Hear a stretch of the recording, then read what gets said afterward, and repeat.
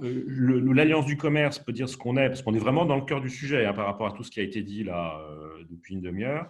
L'Alliance du commerce, nous, on représente le commerce de la mode, donc un gros sujet environnemental, mais le commerce physique de la mode. C'est-à-dire que c'est une alliance qui regroupe en fait 3 fédérations, qui sont la fédération, l'Union du grand commerce de centre-ville, c'est-à-dire la fédération des grands magasins et de Monoprix, et la Fédération des enseignes de l'habillement et la Fédération des enseignes de la chaussure, qui sont donc tous les réseaux succursalistes de la chaussure, français et étrangers, que vous voyez partout, dans toutes les villes de France et les centres commerciaux, et pas les commerçants indépendants. Donc, c'est vraiment les entreprises intégrées, grosses PME, ETI et certaines, bien entendu, certaines grandes entreprises.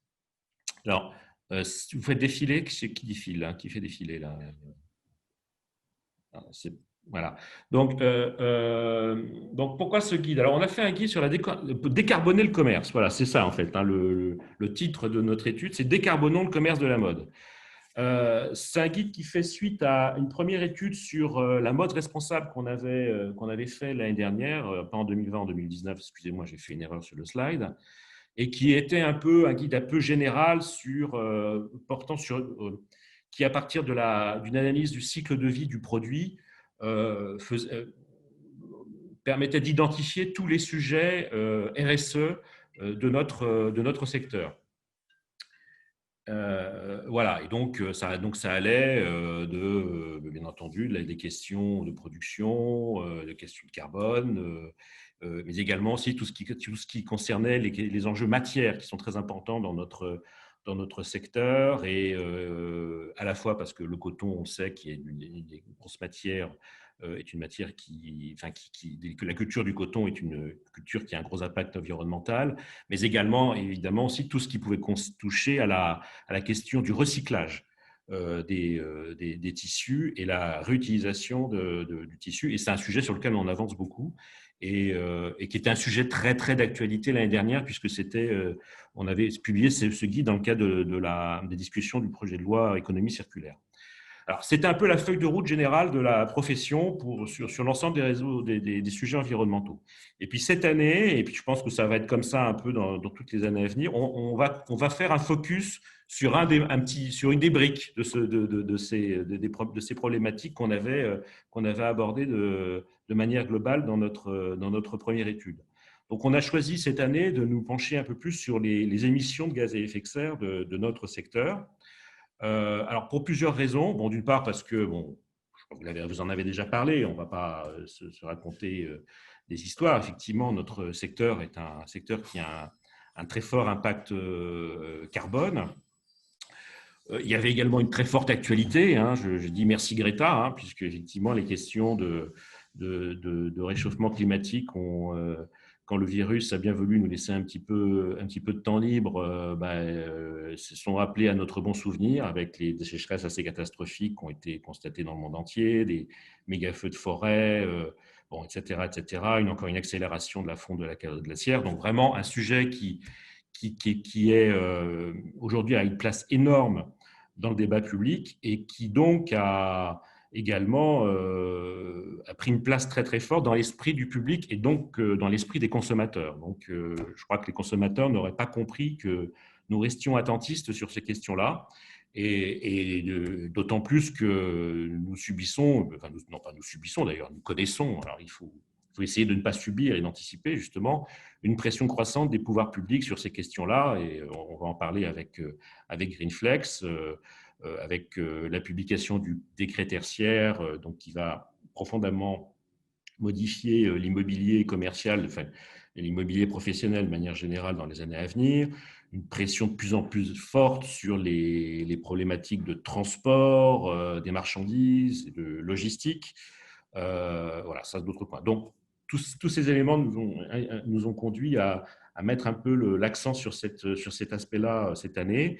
Et puis, une autre raison qui est peut-être un petit peu moins glorieuse, mais c'est quand même important, c'est que c'est un sujet qui est quand même aujourd'hui relativement balisé sur le plan technique et opérationnel. Donc, je veux dire par là, ce n'est pas un sujet qui est simple.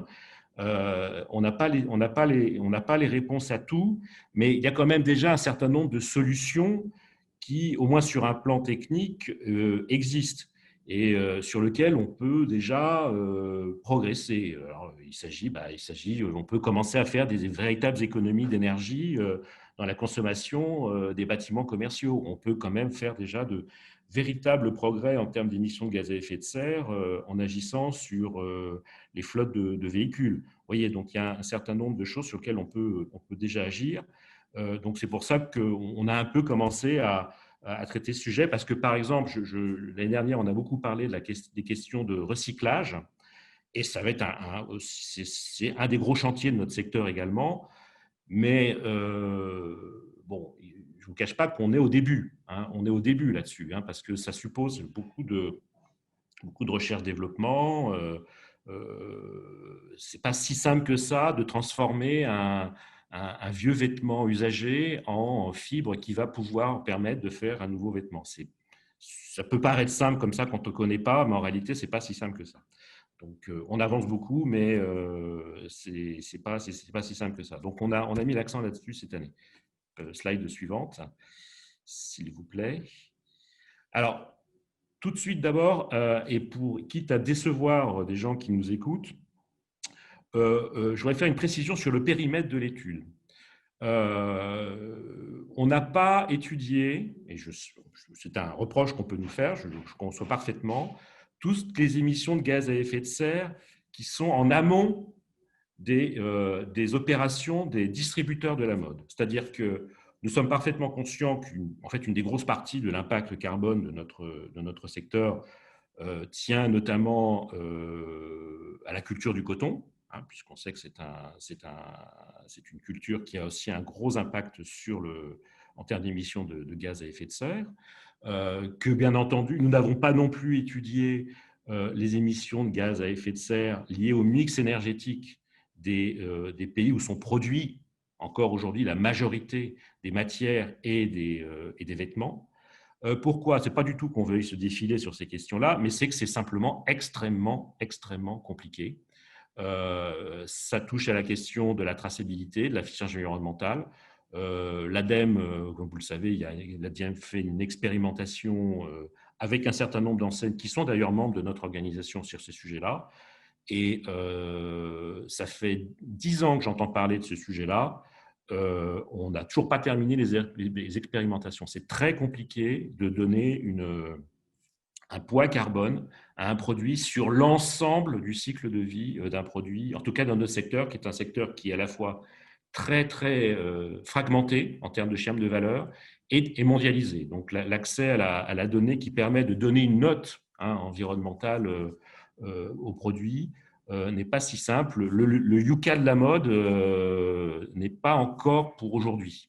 Mais on va y arriver, hein, je n'en doute pas, mais ce n'est pas encore pour aujourd'hui, même si je pense qu'il va y avoir une accélération, et d'autant que l'Union européenne a décidé de reprendre à son compte les travaux qui ont été engagés par la France. Donc on s'est limité sur le périmètre, c'est tout ce que nous, les enseignes de la mode, nous avons le pouvoir de faire, tout ce qui est en notre pouvoir, à notre main, depuis la sortie de l'usine jusqu'à l'écoulement des invendus. Donc, c'est vraiment toutes les émissions liées aux opérations d'une grande enseigne intégrée de la mode.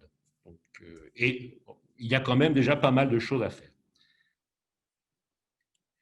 Donc, peut-être slide suivante.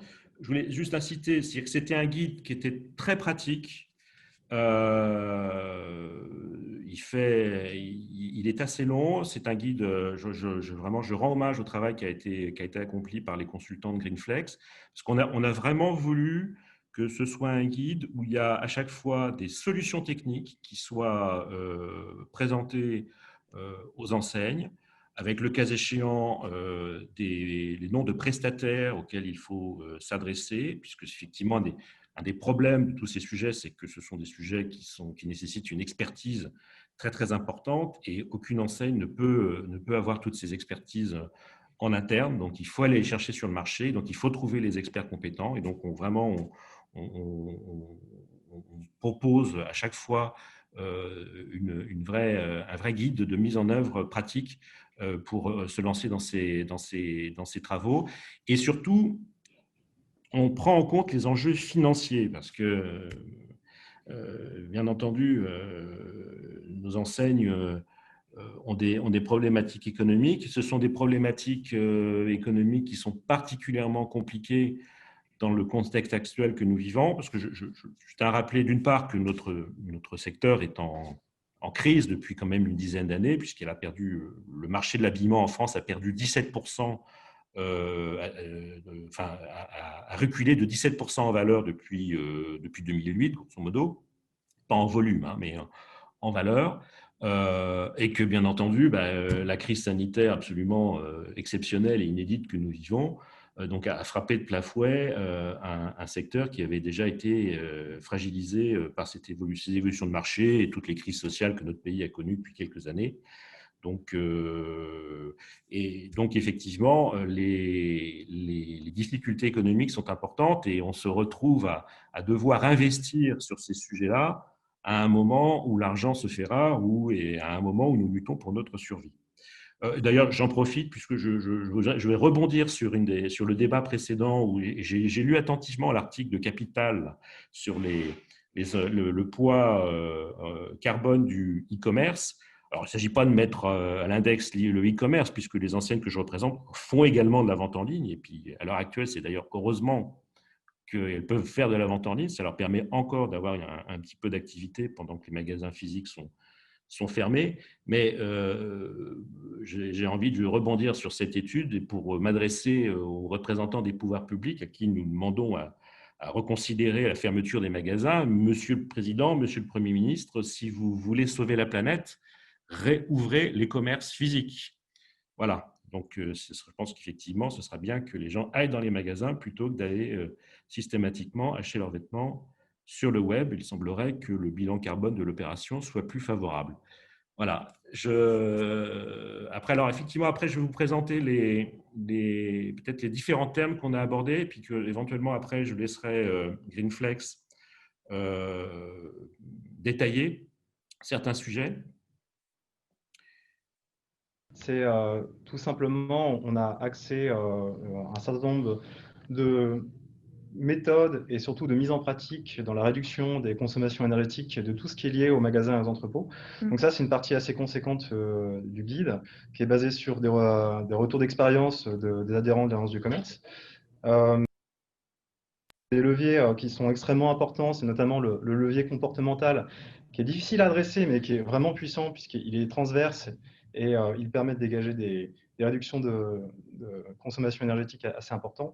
Il y a aussi tout ce qui est le pilotage des équipements consommateurs et après, il y a réussir à corréler les investissements, notamment sur le bâti, à une stratégie patrimoniale. Donc ça, c'est extrêmement important. Également, ont été adressés tout ce qui est emballage et conditionnement. Il y a tout ce qui est transport aussi qui est adressé et qui est en lien avec tout ce qui a été dit par les intervenants précédents et ceux de façon vraiment de haute qualité. Et également, il y a aussi tout ce qui est aménagement de magasins et les outils de promotion. Donc, vous pouvez retrouver tout ça dans le guide et je vous encourage à le lire parce qu'il y a effectivement, comme le soulignait Monsieur Simonin, un travail assez conséquent qui a été établi dessus. Alors, juste pour vous dire, en fait, j'ai eu un petit message dans mon oreillette. On peut vous laisser encore 3 minutes. Voilà. Si Marion veut rajouter des choses, voilà. Merci beaucoup.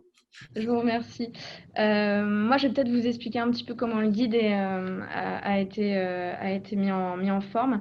L'idée, c'était vraiment d'avoir une approche très structurée pour qu'on puisse aborder les 4 grands thèmes qu'a précisé Vincent de façon homogène. Donc, l'idée, c'est lorsque vous aurez le guide, vous pourrez donc comprendre tout d'abord le décryptage des enjeux où là, on va vraiment définir tous les mots-clés pour vous donner toutes les clés de lecture et de compréhension du grand thème. Ensuite, on va pouvoir avoir aussi une overview sur tout ce qui va concerner la réglementation sur le thème en question.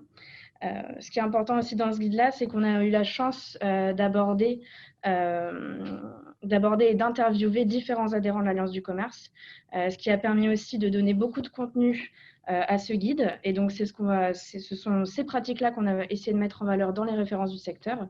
Et ce qui nous a permis derrière de pouvoir aussi avoir une dernière partie sur la mise en œuvre du plan d'action, puisque l'idée, c'est vraiment de donner les clés à tous les lecteurs de ce guide, les clés pour pouvoir voilà, démarrer une transition énergétique et environnementale avec des clés de lecture et des clés d'action très, très opérationnelles et très stratégiques. Et juste pour conclure, en fait, à chaque fois, vraiment les actions à mettre en place, c'est d'une part, c'est réduire, et sur l'incompressible, faire mieux. Et enfin, tous s'organiser ensemble sur l'ensemble de la chaîne de valeur, voir comment on s'organise, comment on change de paradigme, justement pour travailler efficacement. Parfait. Ouais, vraiment, enfin, j'insiste là-dessus, c'est que effectivement, l'intérêt du travail du Greenflex, c'est qu'ils ont interviewé beaucoup d'enseignes. Déjà, c'est pour ça que déjà beaucoup d'enseignes mettent en œuvre des actions et ont des résultats vraiment importants et sensibles. Hein. Notamment, il y a des baisses de consommation énergétique liées à des réaménagements de magasins et qui sont vraiment importantes. C'est-à-dire qu'on a vraiment là des vraies capacités de progrès. Voilà, c'est important parce que je sais que la conférence précédente, elle était un peu déprimante, je trouvais, parce qu'on avait l'impression qu'il n'y avait pas de solution. Nous, voilà, on essaye de dire qu'il y a quand même des solutions, on peut vraiment faire des choses, des vrais progrès. Oui, j'arrive. Donc, c'était juste pour vous dire que Annie, qui était tout à fait d'accord avec vous, elle dit vive le partage des bonnes pratiques. Voilà. Absolument. Voilà. Il faut pouvoir s'en inspirer et puis aller encore plus loin. En interne et en externe. Ça aussi, c'est un défi de savoir finalement les bonnes idées, faut les répandre parce qu'on sera tous gagnants. Parfait. Merci. Et le guide sera en ligne le plus tôt possible sur notre site internet Alliance du Commerce. Il y a vraiment des petites choses à revoir, mais c'est vraiment… Mineur. mais dans les prochains jours. Parfait. Merci beaucoup, Guillaume, Marion et Vincent. Merci à vous.